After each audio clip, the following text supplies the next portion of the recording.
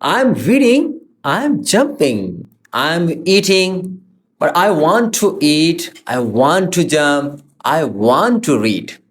What are the difference between these verbs?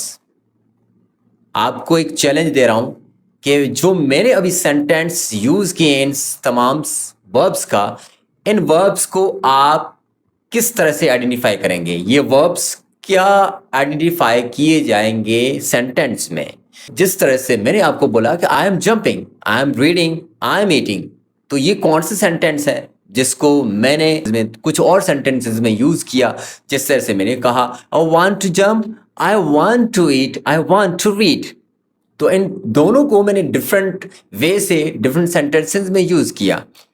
क्या आप मुझे बता सकते हैं? आपको मैं 5 सेकंड का चैलेंज देता हूं, आप मुझे ज़रा बताइए कि ये सेंटेंस जो है पहली सीरीज में जो मैंने यूज़ किया वो कौन से टेंसेस कहलाते हैं, और बाकी जो सेंटेंसेस मैंने कहा बताए तो वो कौन से सेंटेंस बिलोंग करते हैं टेंस से।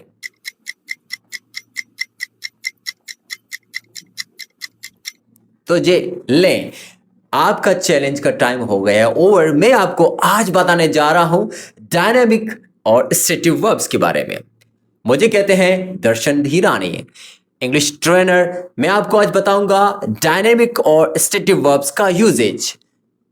डायनेमिक वर्ब्स कंटिन्यूस टेंसेस में यूज होते हैं, प्रेजेंट कंटिन्यूस, पास्ट कंटिन्यूस और future continuous. Just like I told you the examples about the I am jumping, I was eating, I will be reading. तो इस तरह से मैंने तीनों टेंसेस को यूज करते हुए इन तमाम वर्ब्स को यूज किया। तो इस तरह से जो भी वर्ब्स यूज किए जा रहे हैं फोर्थ फॉर्म या इंग फॉर्म्स के वर्ब्स, तो इनको हम कहते हैं dynamic verbs.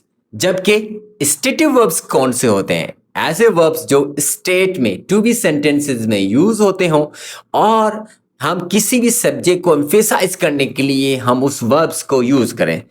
For suppose I see, I hear, I heard, I love, I hate. So इस तरह से तमाम जो वर्ब्स हैं इनको मैंने यूज़ किया है एज ए स्टेटिव वर्ब्स के तौर पे।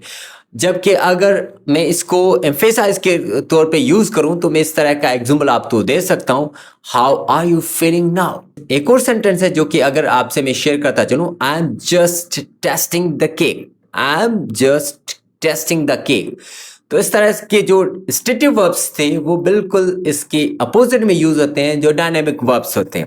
सो आज की एपिसोड में हमने जो सीखा वो डायनेमिक वर्ब्स सीखे, जिसको आप अमूमन जो है फोर्थ फॉर्म और इंग फॉर्म के तौर पे भी जानते हैं और पहचानते हैं, और स्टेटिव वर्ब्स जो जिसको आपने टू बी वर्ब्स या स्टेटिव वर्ब्स या टू बी सेंटेंसेस में यूज किया है।